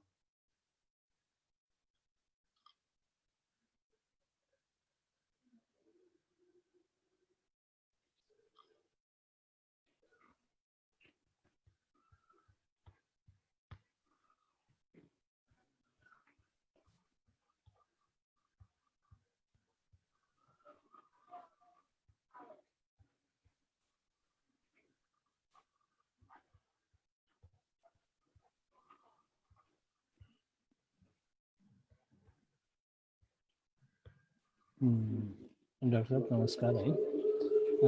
मैले हाम्रो ग्रुपमा आएका केही प्रश्नहरूलाई चाहिँ मैले हजुर समक्ष राख्न लागेको छु। सायद हजुरले पनि हाम्रो च्याट हजुर मैले हजुरको आवाज राम्रोसँग सुनेको छैन।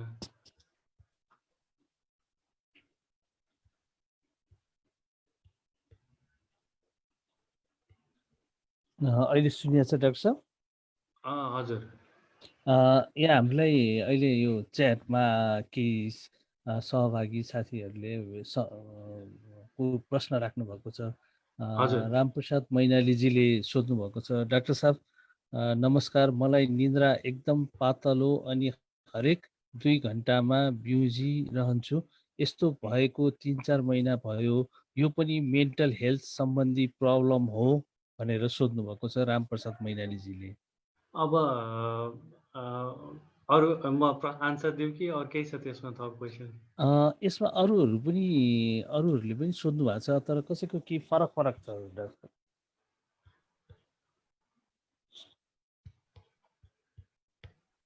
त्यसको म उहाँको उमेर कति होला त्यो जानकारी पाउन सकिन्छ भने, किनकि धेरै जसो चाहिँ यदि उमेर चाहिँ जस्तो 70+ हुनुहुन्छ अब 60+ हुनुहुन्छ भने उहाँहरूको चाहिँ नेचुरल रूपमा अथवा नेचुरल्ली नै स्लिप चाहिँ अलिकति डिस्टर्ब हुने गर्दछ। तर त्यसले होइन उहाँ चाहिँ अलिकति फिजियोलोजिकल्ली चाहिँ अथवा शारीरिक रूपमै होइन, अथवा उहाँलाई चाहिँ त्यो नभइकन अलिकति चाहिँ मनस्थितिमै उहाँको, जस्तो मैले अघि मेरो स्लाइड्समा भनिहालेँ, उहाँको चाहिँ दिनभरि चाहिँ कुराहरू चाहिँ मनमा खेलिरहने, अथवा उहाँको टाइम चाहिँ जुन सर्केडियन रिदम हामीले जुन बडीमा भन्छौँ त्यो मेन्टेन भइदिएन। जस्तो बडीको पनि एउटा क्लक हुन्छ, यदि त्यो क्लक चाहिँ हाम्रो जस्तो 9 बजे 10 बजे हाम्रो सुत्ने टाइम छ र त्यो टाइम स्किप भइदियो भने चाहिँ निद्रा लाग्दैन। जस्तो 10 बजेको हाम्रो सुत्ने टाइम छ, म 12 बजे सुत्न गएँ भने मलाई निद्रा लाग्दैन, किनकि त्यो एउटा रिदम चाहिँ बडीले चाहिँ हटिसकेको हुन्छ। तर यदि होइन उहाँ चाहिँ टाइममै सुत्नुहुन्छ भने इदर उहाँको फिजियोलोजिकलले गर्दा हुनसक्छ, कि चाहिँ जुन मैले अघि स्लाइडमा भनेका चाहिँ उहाँहरूको चाहिँ उहाँको मनस्थितिमै अलिकति चाहिँ त्यो केही कुराहरू खेल्ने अथवा केही कुराहरू चाहिँ भइरहने हुँदाखेरि पनि अनिन्द्राको समस्या आउने गर्छ। र अनिन्द्रालाई चाहिँ मेन्टल हेल्थ अथवा मेन्टल इलनेसको रूपमा चाहिँ लिने चाहिँ गरिन्छ, त्यसलाई इन्सोम्निया भनिन्छ। इन्सोम्निया चाहिँ ऱ्यापिड आई मुभमेन्ट स्लिप भन्छौँ, जुन चाहिँ दिमाग एक खालको चाहिँ गहिरो निद्रा नलाग्ने स्थिति हो, जुन चाहिँ मेन्टल हेल्थ इलनेस अन्तर्गत नै पर्दछ। मैले यो प्रश्नकर्ता रामप्रसाद मैनालीजीलाई अनम्युट गरिदिएको छु। तपाईँलाई डाक्टर साहबले दिनुभएको उत्तर कतिको उपयोगी लाग्यो, के लाग्यो होला? तपाईँ बोल्न सक्नुहुन्छ। नमस्कार डाक्टर साहब। नमस्ते हजुर। डाक्टर साहब, म चाहिँ 32 वर्षमा भर्खर। हजुर। अनि मलाई त्यस्तो दिमागमा सोचाइहरू आउने, सोचेर निद्रा नलाग्ने चाहिँ होइन। जस्तै म सुत्छु, टाइममै सुत्छु, योगाहरू पनि गर्छु, मेडिटेसन पनि गरिरहेको छु। म अहिले हाल चाहिँ साउथ सुडानमा छु, शान्ति सेनामा कार्यरत छु। हजुर हजुर। अनि म चाहिँ कस्तो भने ठ्याक्क मलाई चाहिँ युरिन पास गर्न उठ्न मन लाग्छ क्या, हरेक 2 घन्टामा। अब अरू चाहिँ कारण होइन, प्रत्येक त्यो सेड्युलै जस्तो भयो कि 2-2 घन्टा अथवा 2.5 घन्टाको बिचमै बिउजिरहन्छु। फेरि निदाइहाल्छु, ननिदाउने चाहिँ होइन, निदाउँछु, तर त्यो चाहिँ सर्ट स्लिपनेस जस्तो भयो क्या हजुर। हजुर, अब त्यो हजुरले भन्नु भएकै समस्या चाहिँ सायद हजुरकै अनिन्द्राको समस्या हुनसक्छ। जस्तो बेला बेलामा युरिन पास गर्नु पर्यो भने त्यसले अनिन्द्रा अथवा स्ट्रेस स्लिपको जुन एउटा प्याटर्न छ त्यसलाई डिस्टर्ब चाहिँ गरिदिन्छ। अब हामीले प्र्याक्टिस गर्दाखेरि चाहिँ धेरै पेसेन्ट्सहरूलाई चाहिँ के भन्छौँ भने एउटा चाहिँ हजुरको इन्भाइरोमेन्ट चेन्ज भएर पनि त्यसले समस्या ल्याएको हुनसक्छ, अथवा जुन नेपालको इन्भाइरोमेन्ट हुनु र त्यहाँको इन्भाइरोमेन्ट हुनुमा अलिकति फरक परे हुनसक्छ। अथवा जब हजुर चाहिँ बेला बेलामा युरिन पास गर्न गइरहनु भएको छ भने चाहिँ कि चाहिँ हजुरलाई प्रोस्टेटको समस्या अथवा प्रोस्टेट बेनिक प्रोस्टेट हाइपोप्लेसिया भन्छ, त्यो भएर चाहिँ त्यो समस्या भएको हुनसक्छ, अथवा डायबिटिज भएर पनि भएको हुनसक्छ, अथवा चाहिँ युरिन के अरे वाटरको इन्टेक चाहिँ टाइमली नहुँदाखेरि भएको हुनसक्छ। अब केले चाहिँ हजुरको युरिन चाहिँ घरिघरि हुने यदि त्यो केलाउन सक्यो भने, यदि अरू कुनै अथवा रोगले गर्दा होइन भने चाहिँ हजुरले 6 बजेपछि अब 7 बजेभन्दा अगाडि चाहिँ यो वाटरको इन्टेक चाहिँ कम गरिदिनु भयो भने त्यसले राति चाहिँ डिस्टर्ब चाहिँ गर्दैन। किनकि सुत्नुभन्दा एकचोटि युरिन पास गर्न गइसकेपछि फेरि राति चाहिँ लाग्दैन। त्यही भएर इभिनिङ 5 बजे 6 बजेपछि चाहिँ वाटरको इन्टेक चाहिँ कम गर्न सक्नुहुन्छ। तर कुन बेला भने यदि हजुरलाई चाहिँ अरू कुनै रोग छ कि छैन त्यो पत्ता लगाएपछि मात्रै।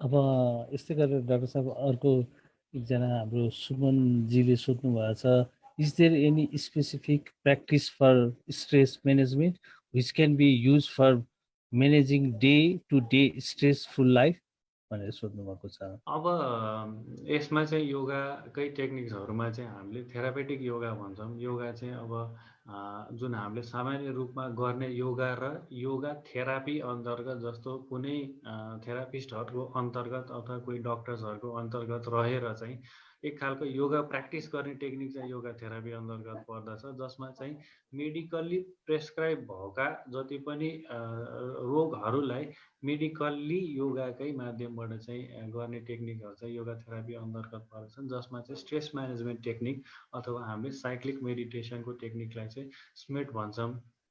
स्ट्रेस म्यानेजमेन्ट टेक्निक्स त्यही अन्तर्गत पर्छ, जसमा चाहिँ साइक्लिक मेडिटेसनका टेक्निकहरू चाहिँ स्ट्रेस म्यानेजमेन्ट टेक्निकलाई युज गर्न चाहिँ सकिन्छ। त्यसमा चाहिँ सर्टेन खालका पोस्चरहरू जस्तो अर्धकटी चक्रासनहरूको चाहिँ हामीले चाहिँ माइन्डफुल भएर चाहिँ एकदमै हाम्रो मुभमेन्ट चाहिँ कहाँदेखि कहाँ गइरहेछ, अर्धकटी चक्रासनहरू अथवा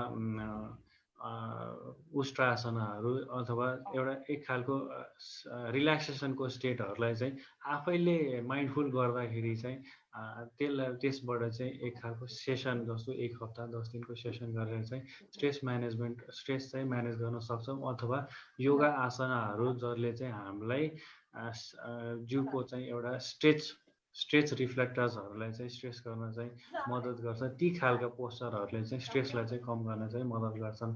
र मैले मेरो स्लाइडमा पनि भने प्राणायामका टेक्निक्सहरूले पनि जुन ब्रिदिङ टेक्निक्सहरूले चाहिँ ब्रिदिङको र अटो इम्युन सिस्टम अथवा हाम्रो नसाको सिस्टमहरू अथवा दिमागमा जति पनि सिस्टमहरू छन् त्यसको चाहिँ एउटा च्यानलबाट रेगुलेसन हुने भएको भएर ब्रिदिङ टेक्निकलाई पनि यदि हामीले सही ढङ्गले गर्न सक्यौँ भने त्यसले पनि मेन्टल हेल्थ अथवा स्ट्रेस म्यानेजमेन्ट गर्न चाहिँ मद्दत गर्दछन्। डाक्टर साहब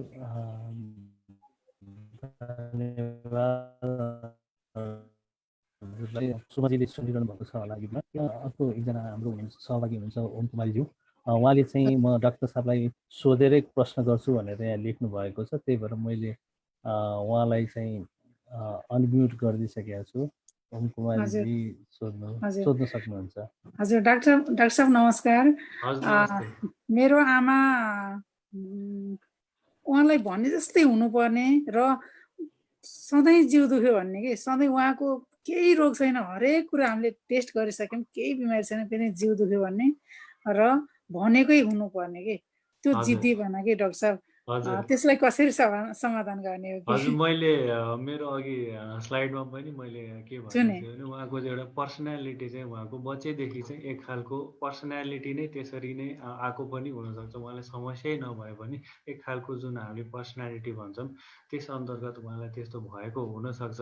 तर अब त्यसले चाहिँ हामीलाई उहाँलाई चाहिँ यदि यो देखाउन सक्यो कि त्यहीले गर्दाखेरि चाहिँ उहाँलाई यति समस्या आइरहेको छ भनेर प्र्याक्टिकल्ली अथवा चाहिँ त्यसको चाहिँ नकारात्मक पक्ष देखाउन सक्यो भने चाहिँ उहाँलाई सकारात्मक बनाउन चाहिँ सकिन्छ। किनकि धेरै जसो जसले चाहिँ जिद्दी गर्ने जुन पर्फेक्ट भएका नेचरहरूलाई चाहिँ प्र्याक्टिकल्ली चाहिँ चाहिन्छ। जस्तो कुनै पनि चिज चाहिँ जबसम्म बिग्रिसक्दैन तबसम्म उहाँहरूलाई चाहिँ त्यसले चाहिँ असर गर्छ कि गर्दैन भन्ने एउटा उचाइ लिएर आउँछ। त्यही भएर प्र्याक्टिकल्ली यदि उहाँलाई चाहिँ यस्तोमा यस्तो हुन्छ है भनेर चाहिँ देखाउन सक्यो भने चाहिँ अलिकति त्यसले चाहिँ सुधार गर्न चाहिँ उहाँलाई पक्कै पनि मद्दत गर्छ। र मैले हजुरले पहिलो प्रश्न चाहिँ के सोध्नु भएको थियो मलाई? उहाँलाई भने जस्तो हुनुपर्ने कि छिटो रिस उठ्ने, उहाँको त्यो भने जस्तै हुनु पर्यो सबै त, उहाँले कन्ट्रोल गर्ने सबैलाई। मतलब हुन्छ यहाँ पानी पोखियो त यो भर्खरै पोछा लगा, यो गिलास त ठाउँमै लगा, भाँडामा त माझिहाल, त्यो टाइपको। त्यही भएर चाहिँ यदि जुन योगाकै माध्यममा जस्तो मैत्री करुणा जुन हामी भन्छौँ एउटा फ्रेन्डसिपको नेचर अथवा कसैमाथि दया गर्ने अथवा उहाँहरूले चाहिँ दान जुन भन्छ नि हामी त्यो दान चाहिँ उहाँले दिन सक्नुभयो भने एटलिस्ट त्यसले चाहिँ धेरै उहाँलाई सुधार गर्न चाहिँ मद्दत चाहिँ गर्छ। हस्, थ्याङ्क यू डाक्टर साहब। र मेरो एउटा आफ्नो पर्सनल प्रश्न, मेरो मेनोपोज चलिरहेछ, मेन्सुरेज मेरो बन्द भयो अनि मेरो यो पछाडिपट्टि कस्तो झमझमाए जस्तो हुने, अनि मैले भरपुर निद्रा सुतेको दिनमा चाहिँ त्यो अलिक कम हुने, नत्र भने यो पछाडि झमझमाए जस्तो हुने र अनि छिनछिनमा गर्मी लाग्ने, खल्ल पसिना आयो, फेरि छिनमै जाडो त्यो पसिना आइसक्छ, अनि त्यसपछि त्यो शरीर चिसिन्छ, अनि फेरि काँडा उम्रिएर जाडो हुने, त्यो प्रब्लम छ मलाई अहिले। होइन अब के यो त्यसमा चाहिँ कस्तो छ भने त्यसलाई चाहिँ पोस्ट मेनोपोजल सिन्ड्रोम भन्छन् भन्नु खोजेको त्यो चाहिँ हजुरको लागि एउटा रोग चाहिँ होइन, तर त्यो चाहिँ एउटा कस्तो भने सिम्टम चाहिँ हुन् र त्यो हजुरलाई मात्र होइन धेरै जसो फिमेल्सहरू चाहिँ जो चाहिँ मेनोपजको स्थितिमा अथवा मेनोपज भइसकेको स्थितिमा जो चाहिँ हुनुहुन्छ उहाँहरूलाई चाहिँ एउटा एक खालको सिम्टम्सहरूमा चाहिँ पोस्ट मेनोपोजल सिम्टम्स भन्ने चाहिँ जुन देखिन्छ त्यो चाहिँ शरीरमा यस्तै हर्मोन चेन्जेसहरू जुन चाहिँ हामी जस्तो प्रेग्नेन्सीको टाइमहरू हुँदाखेरि चाहिँ जुन एक्टिभ फेजमा चाहिँ इस्ट्रोजिन प्रोजेस्टेरोन भन्ने हर्मोनले चाहिँ हजुरको शरीरलाई चाहिँ सुरक्षित गरिराखेको हुन्छ। जब मेनोपज हुन्छ यी हर्मोन्सहरूको उत्पादन पनि लो हुन्छन्, त्यसले गर्दाखेरि हजुरलाई चाहिँ विभिन्न जस्तो शरीर पोल्ने अथवा कसैले बोलिहाल्यो भने किन बोलेको होला जस्तो भनेर रिस उठिने त्यो खालका वातावरण चाहिँ हर्मोन चेन्जेसहरूले चाहिँ गर्छन् र केही वर्ष सर्टेन जब चाहिँ यो सबैको चाहिँ एक खालको जब हर्मोन्सहरूको चाहिँ स्टेबलाइजेसन हुँदैन केही बेलासम्म चाहिँ हजुरलाई यसले असर चाहिँ गर्छन्। तर मिल्छ भने चाहिँ योगाहरू चाहिँ डेली गर्नुहोस्, जसले फिजिकल एक्सर्साइजहरू ब्रिदिङ टेक्निक्सहरूले चाहिँ यसले समाधान त होइन तर प्रोटेक्सन अथवा अलिकति कम गर्न मद्दत चाहिँ गर्छन्। थ्याङ्क यू डाक्टर साहब, एकदमै आँखा खुल्यो हजुरको धेरै कुराहरूबाट मैले आफूलाई छर्लङ्ग पारेँ। हार्दिक धन्यवाद। धन्यवाद ओम कुमारीज्यू। डाक्टर साहब यस्तै गरेर हामीलाई हाम्रो फेसबुक लाइभमा पनि केही सहभागी हुन त यहाँ जुममा पनि अझ हुनुहुन्छ, तर मैले फेसबुक लाइभबाट चाहिँ एक दुईवटा क्वेसनहरू चाहिँ हजुरलाई लिन लाएको। यहाँ एकजना लोहनी प्रार्थनाले सोध्नु भएको छ, does depression leads to anxiety और anxiety leads to depression, how can we overcome anxiety by help of yoga भनेर सोध्नु भएको छ। अब यसमा चाहिँ के छ भने मेन्टल हेल्थको जस्तो मैले भने सर्टेन डायग्नोस्टिक क्राइटेरियाहरू अथवा सर्टेन सिम्टम्सहरूको बेसिसमा चाहिँ डायग्नोसिस चाहिँ गरिन्छ। त्यही भएर एङ्जाइटीले डिप्रेसन ल्याउने अथवा डिप्रेसनले एङ्जाइटी लिएर आउने भन्ने चाहिँ एउटा बाइपोलर डिसअर्डर्स भन्ने रोग चाहिँ हुन्छ। या चाहिँ हामीलाई प्योर एङ्जाइटी मात्रै भए हुनसक्छ, जस्तो मैले एङ्जाइटीको टाइप्सहरू भने प्योर एङ्जाइटी पनि भए हुनसक्छ अथवा प्योर डिप्रेसन पनि भए हुनसक्छ। हामीलाई दुइटै नहुन पनि सक्छ, अथवा प्योर एङ्जाइटी भए हुनसक्छ प्योर डिप्रेसन पनि भए हुनसक्छ। त्यसका अलग अलग जस्तो ओसिडी प्यानिक डिसअर्डर्स यी अलग खालका एङ्जाइटी हुन् र अर्को भनेको मेजर डिप्रेसन डिस्थाइमिया यिनीहरू चाहिँ डिप्रेसन भयो। तर एङ्जाइटीले डिप्रेसनले एङ्जाइटी लिएर आउने चाहिँ बाइपोलर डिसअर्डर्स भन्ने हुन्छ, जुनमा चाहिँ कुनै बेला चाहिँ एङ्सियस भएको स्थिति र कुनै बेला चाहिँ डिप्रेसन भएको स्थितिमा चाहिँ फेरि चाहिँ एउटा रिकरेन्ट साइकलको रूपमा चाहिँ डिप्रेसनले फेरि भोलि गएर एङ्जाइटी पनि हुन सक्ने, तर त्यो चाहिँ एउटा साइकलको रूपमा चाहिँ देखिन्छ। मैले त्यही भने कि चाहिँ एङ्जाइटी कि डिप्रेसन आइदर बोथ इन्टरचेन्ज हुन्छन् भन्ने चाहिँ बाइपोलर डिसअर्डर्समा पर्न सक्छ। अब यसको समाधान अझ यसको उपचार चाहिँ दुई खालका विधिहरूबाट छन्। यदि हाम्रो बाइपोलर चाहिँ न्युरोसिसको स्थितिमा छ, बाइपोलर डिसअर्डर चाहिँ यदि न्युरोसिसको स्थितिमा छ, हामीलाई के भइरहेछ भन्ने जानकारी छ भने सामान्य रूपमा प्राणायाम, सामान्य रूपमा योगा, वातावरण चेन्ज गर्दाखेरि अथवा हामीलाई मन नपरेको जति पनि इन्भाइरोमेन्टहरू जसले चाहिँ हामीलाई डिप्रेसन अथवा एङ्जाइटीको स्थितिमा लिएर आउँछन् तिनलाई चेन्ज गर्न सक्यो भने चाहिँ त्यसले चाहिँ हामीलाई न्युरोसिसको स्थितिमा चाहिँ उपचार गर्न मद्दत गर्छ। तर यदि हामी साइकोसिसमा स्थित छौँ अथवा बाइपोलर 2 जुन हामी भन्छौँ, साइकोसिस बाइपोलरले गर्दाखेरि यदि साइकोसिस भएको छ भने औषधि चलाउनु पर्छ। औषधि जुन एलोपेथी औषधिहरूको मद्दत सँगसँगै चाहिँ एडको रूपमा चाहिँ योगा, नेचुरोप्याथी, कुनै म्युजिक थेरापीहरू त्यो चाहिँ सँगसँगै लगेर उपचार चाहिँ गर्न चाहिँ सकिन्छ। धन्यवाद डाक्टर साहब। यस्तै गरी म हजुरलाई फेरि अर्को फेसबुकबाट हाम्रो एकजना युजर हुनुहुन्छ इन्जन नामबाट चाहिँ उहाँले प्रश्न गर्नुभएको छ, कोरोनाको कारणले आजभोलि मान्छेहरू मेन्टली स्ट्रेस अप भएको छन्, यसको समाधान कसरी गर्न सकिन्छ होला डाक्टर साहब? मेन्टली स्ट्रेस फ्री हुनको लागि के गर्नु पर्ला डाक्टर साहब भनेर सोध्नु भएको छ।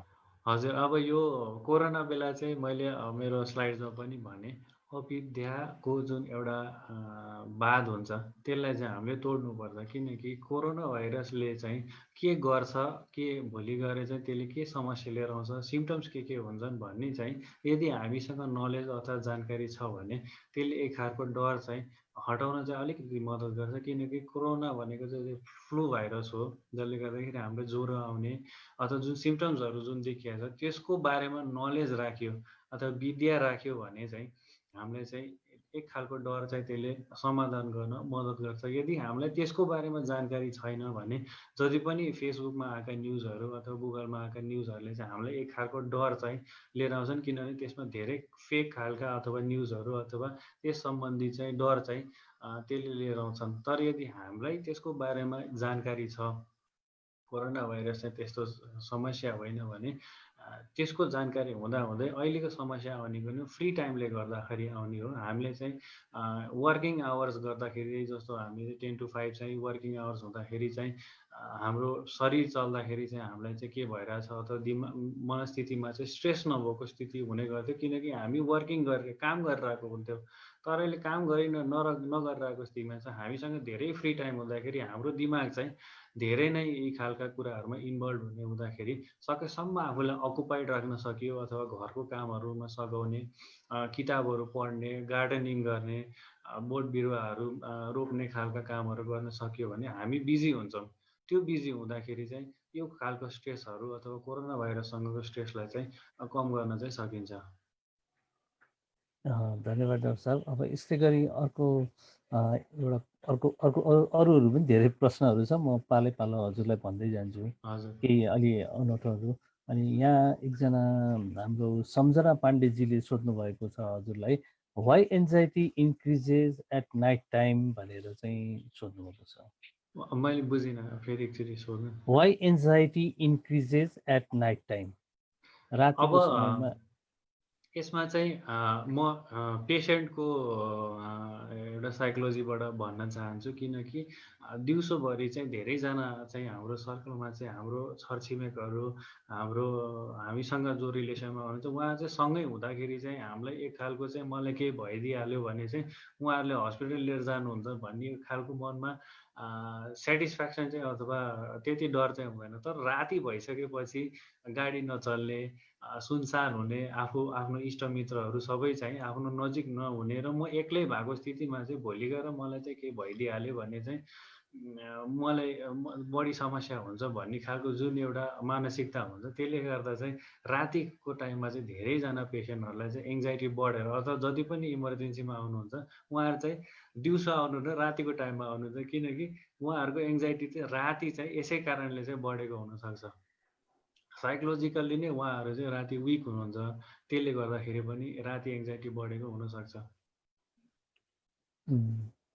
डाक्टर साहब, अब यस्तै गरी अर्को एउटा प्रश्न आएको छ, सुमनजीले सोध्नु भएको छ, can everyone practice meditations, how is meditation connected with mental stress भनेर सोध्नु भएको छ।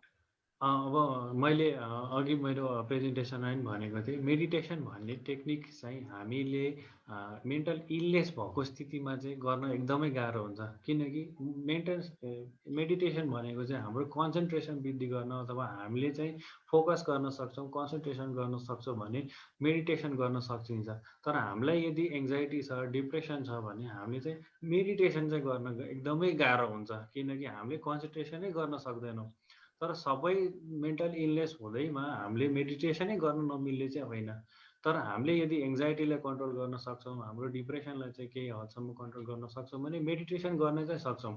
तर ती मेडिटेसनको चाहिँ कस्तो हुन्छ भने यदि हामी धारणा, ध्यान र समाधि भन्ने 3 खालका मेडिटेसनका चाहिँ पाथवेहरू अथवा लिम्सहरू हुन्छन्। तर यदि हामी धारणा भनेको एउटा फोकसको स्थितिमा चाहिँ सबै कुराहरू समेटेर चाहिँ एक खालको फोकसको स्थितिमा बस्न सक्छौँ, यता धारणाको स्थितिसम्म बस्न सक्छौँ भने पनि त्यो पनि मेडिटेसन हो।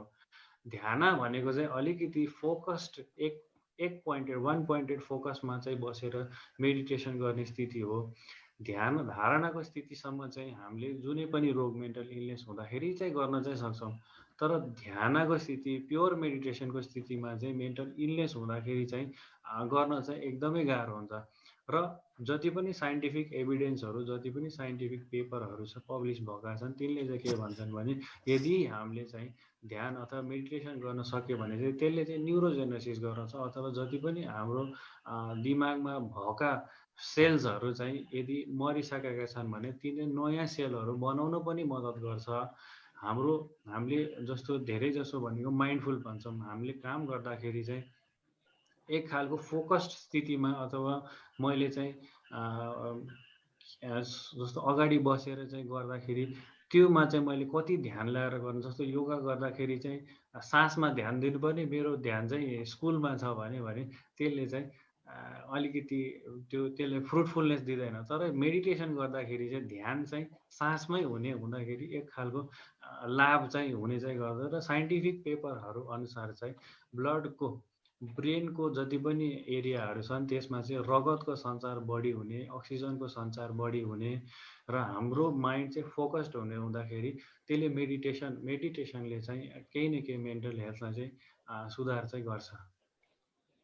धन्यवाद डाक्टर साहब। फेरि यस्तै गरेर अर्को एकजना सहभागी हाम्रो रेशम पण्डितजीले पनि एउटा प्रश्न राख्नु भएको छ। Can brain scan guide treatment for depression भनेर एउटा सोध्नु भएको छ। त्यसैमा अर्को पनि उहाँले सोध्नु भएको छ, बेस्ट एक्सर्साइज फर डिप्रेसन भनिदिनु न भनेर सोध्नु भएको छ। दुईटा प्रश्न छ। उहाँको पहिलो प्रश्न मलाई भनिदिनु न। Can brain scan guide treatment for depression भनेर सोध्नु। Can brain scan guide treatment for depression.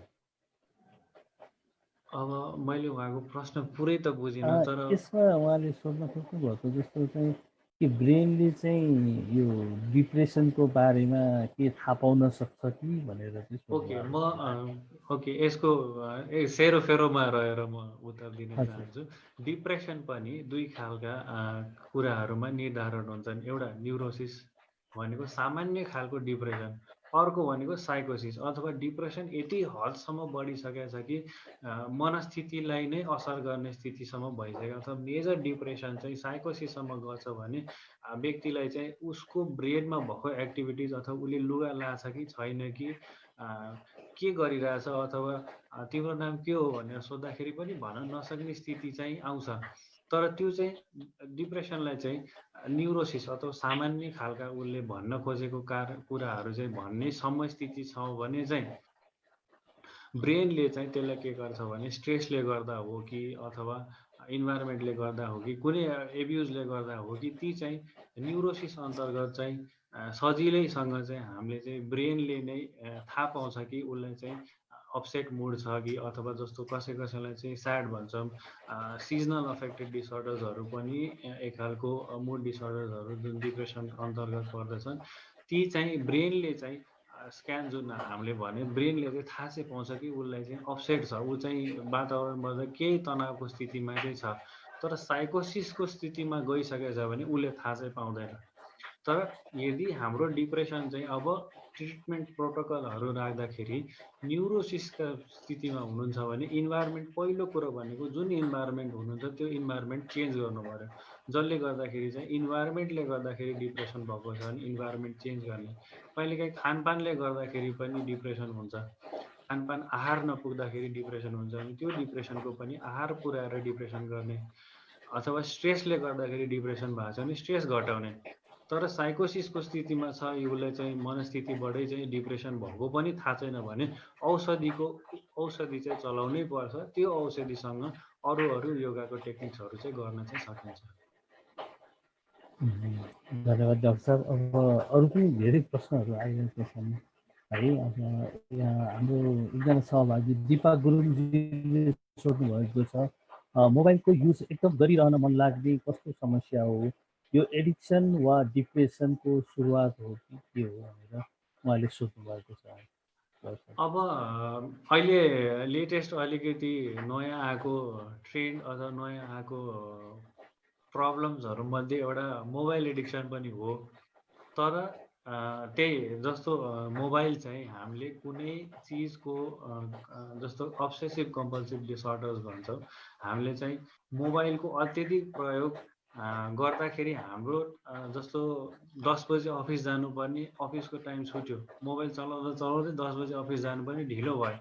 आफूले गरिरहेको काम चाहिँ मन नलाग्ने, त्यो काम गर्न मन नलाग्ने, मोबाइल मात्रै चलाउन मन लाग्ने, टाइम यदि राम्रोसँग म्यानेजमेन्ट भइरहेको छैन, हामीले गरिरहेको कामलाई चाहिँ हामीलाई वास्ता भएन भने चाहिँ एडिक्सन हो।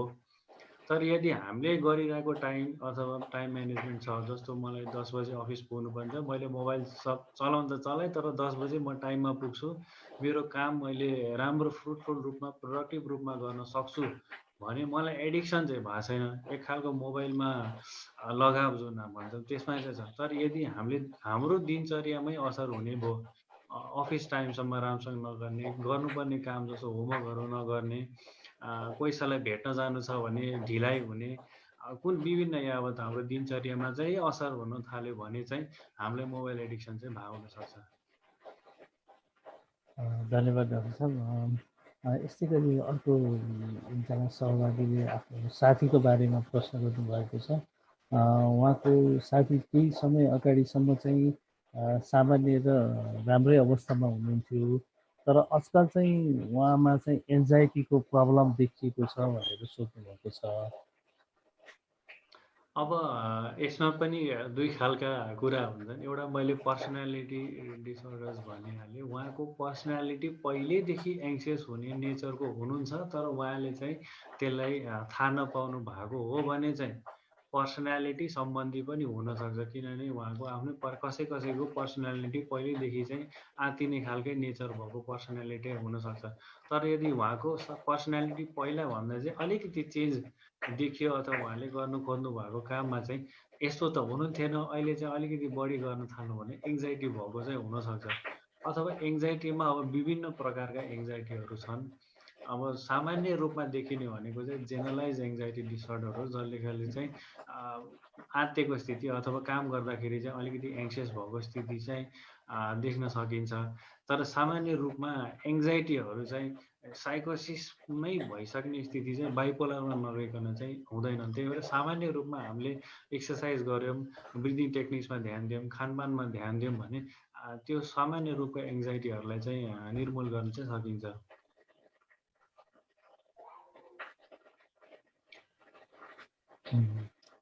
धन्यवाद डाक्टर साहब। यस्तै गरी अर्को एकजना सोध्नु भएको छ सुमनजीले, what is different between mind and brain, are they same, if not how mind and brain works in our body भनेर सोध्नु भएको छ। ओके, अब यो प्रश्न चाहिँ मलाई उहाँलाई धेरै धन्यवाद, किनकि मलाई धेरै राम्रो लागेको प्रश्न छ। माइन्ड र ब्रेन भन्ने कुरो चाहिँ दुई अलग अलग खालका कुराहरू हुन्। फिजिकल रूपमा अथवा हाम्रो बडी चाहिँ योगाले के भन्छ भने सूक्ष्म शरीर र स्थूल शरीर भन्छ। सूक्ष्म शरीर भनेको चाहिँ जुन माइन्डलाई हामीले लिन्छौँ भने ब्रेनलाई चाहिँ स्थूल शरीर अथवा फिजिकल बडीको रूपमा चाहिँ लिन्छौँ। त्यही भएर माइन्ड र ब्रेन चाहिँ अलग अलग खालका एन्टिटीहरू हुन्। हामीले जुन सिटी स्क्यान गर्दा अथवा एमआरआई स्क्यानहरू गर्दाखेरि ब्रेनबाट हुने फिजिकल रूपमा फङ्सनहरू चाहिँ ब्रेन हुन् भने मेरो माइन्ड त मेरो औँलामा पनि हुनसक्छ। यदि मैले मेरो औँला दुखिरहेछ र मैले जे चाहिँ गर्नुपर्ने मैले गर्न सकिनँ, मैले दिमाग चाहिँ मेरो यहाँ औँलामा लगाइरहेको छु भने मेरो माइन्ड मेरो औँलामा पनि हुनसक्छ।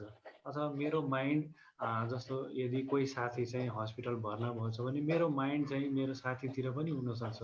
भन्न खोजेको माइन्ड भनेको एउटा यस्तो फ्री एन्टिटी हो अथवा हाम्रो यस्तो विचारको एउटा के भने कलेक्टिभ एउटा चिज हो, जसले चाहिँ हाम्रो डिफ्रेन्ट फङ्सन्सहरू अथवा बडीको फङ्सन्सहरूलाई चाहिँ रेगुलेट गर्ने खालको एउटा डिफ्रेन्ट एन्टिटी हुन्। तर ब्रेन र माइन्ड भनेको चाहिँ दुई खालका अलग अलग कुरा चाहिँ हुन्। त्यो सेकेन्ड प्रश्न चाहिँ हजुरले के सोध्नु भएको थियो त्यसमा, इफ माइन्ड? हजुर, यसमा चाहिँ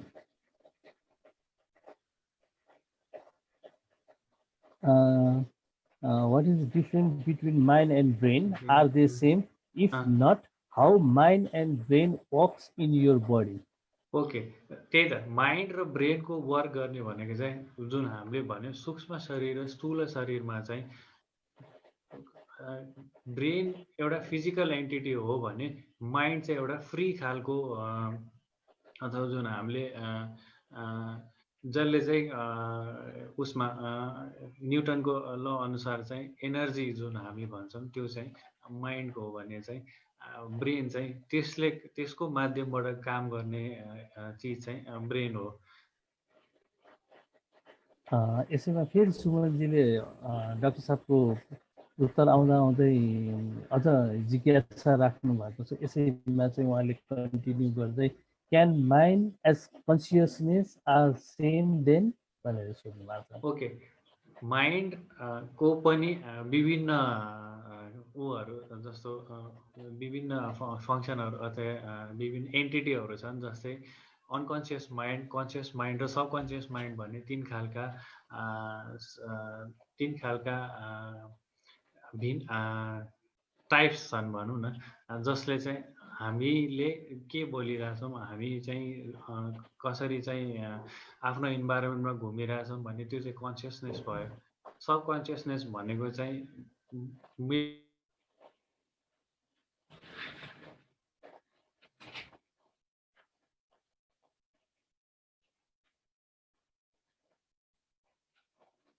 अब हामीले चाहिँ गर्न नसक्ने कुराहरू चाहिँ अनकन्सियसतिर पर्दछन्। त्यही भएर माइन्ड भनेको एक खालको कन्सियसनेस पनि हो।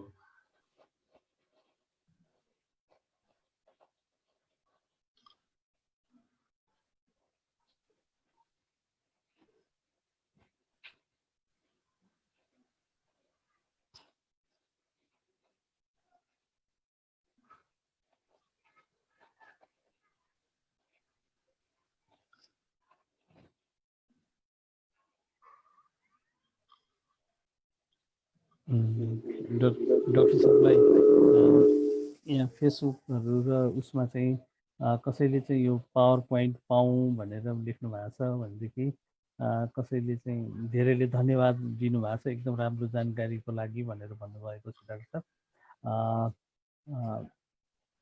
अब लगभग यहाँ आजको यो क्वेसनहरू चाहिँ धेरै नै सिद्धिएको अवस्था छ।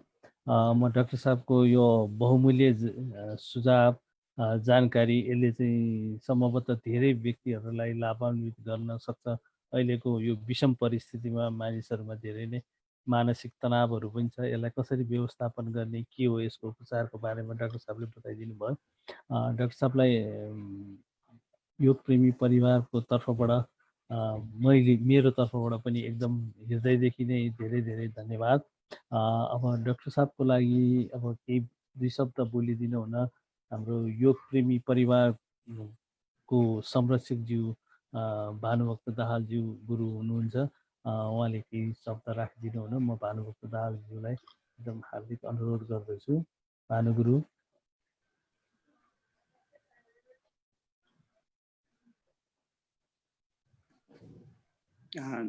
धन्यवाद मुकुन्द र डाक्टर पुकार, धेरै धेरै धन्यवाद छ।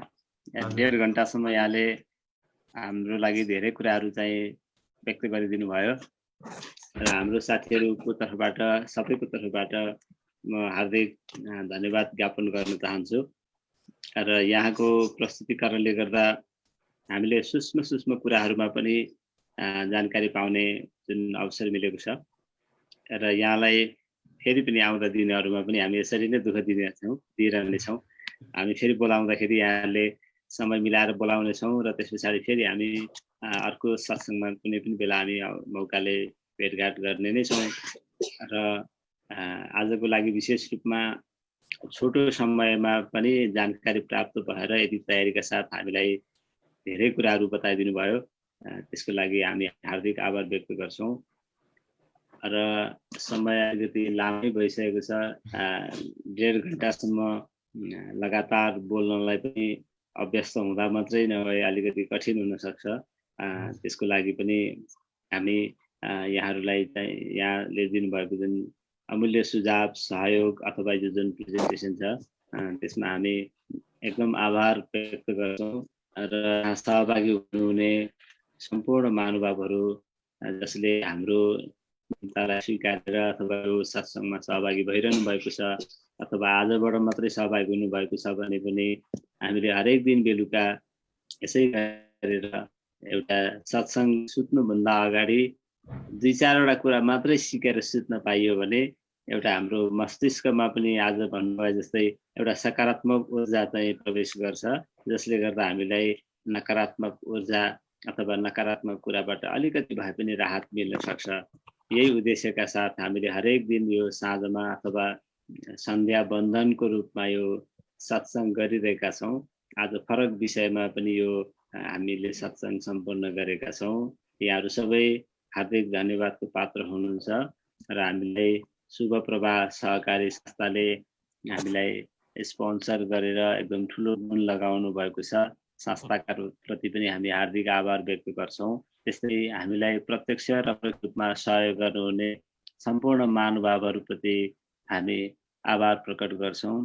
यो कार्यक्रम सञ्चालन गर्नको लागि हाम्रा योग प्रेमी परिवार नेपालका अध्यक्षज्यूले जुन भूमिका निर्वाह गरिरहनु भएको छ उहाँलाई पनि हामी यो व्यवस्थापनको लागि उत्कृष्ट व्यवस्थापनको लागि हामी सम्झिन्छौँ। त्यस्तै मुकुन्द सरले एकदम ठुलो सहयोग गरिरहनु भएको छ यो कार्यक्रम सञ्चालन गर्न। यहाँ भीम सर लगायत यहाँ टिम जति पनि छ सबै हाम्रो योग प्रेमी परिवारको उहाँहरू पनि धन्यवादको पात्र हुनुहुन्छ। यहाँ सबैलाई हार्दिक धन्यवाद छ। यसरी नै हाम्रो सहकार्यले यो कार्यक्रम दिन प्रतिदिन एकदम उत्साहजनक रूपमा अगाडि बढिरहेको छ। त्यसैले यसलाई निरन्तरता दिनको लागि हामीले जुन प्रयास गरिरहेका छौँ यहाँहरू सबैको साथले गर्दा हामी अवश्य पनि एउटा गन्तव्यमा अथवा हाम्रो उद्देश्यमा पुग्नको लागि यसले सहयोग गर्नेछ भन्ने अपेक्षा गरेका छौँ। र आज 9:30 भइसकेकोले अब हामी यहाँहरूलाई धेरै बेरसम्म अल्मल्याउँदैनौँ। फेरि भोलि नयाँ प्रसङ्गमा नयाँ व्यक्तित्वका साथमा हामी उपस्थित हुने नै छौँ भोलि बेलुका। र भोलि बिहान पनि हामीले नियमित रूपमा योग अभ्यास गर्ने गरेका छौँ। 5 बजेदेखि पनि यदि यहाँको समय मिलाउन सक्नुहुन्छ भने हामीले यही आइडी र पासवर्डमा जुममा अनि त्यस पछाडि युट्युबमा र फेसबुकमा प्रत्यक्ष प्रसारण पनि गरिरहेका छौँ। त्यहाँ पनि यहाँलाई जोड्नलाई अनुरोध गर्छौँ। भोलि बेलुका फेरि फरक व्यक्तित्वका साथ हामी सत्सङ्गमा सहभागी हुने नै छौँ। त्यति भन्दै आजलाई यो हामी यसलाई चाहिँ आजको नियमित जुन प्रक्रिया छ अथवा हाम्रो सत्सङ्ग छ यसलाई चाहिँ विश्राम दिएर हामी शुभरात्रि भनौँ। सर के छ?